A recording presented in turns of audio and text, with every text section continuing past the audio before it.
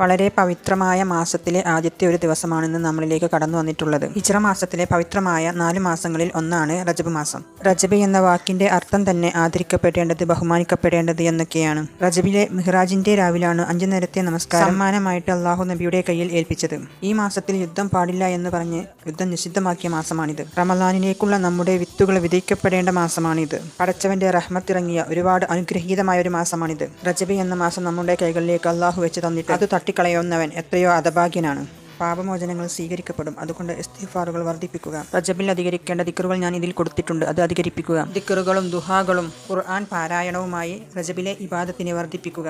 സ്വർഗത്തിൽ റജബ് എന്നു പേരുള്ള ഒരു നദി ഒഴുകുന്നുണ്ട്. ആ നദിയിലെ പാനീയം റജബിൽ നോമ്പ് നോൽക്കുന്നവർക്കുള്ളതാണ്.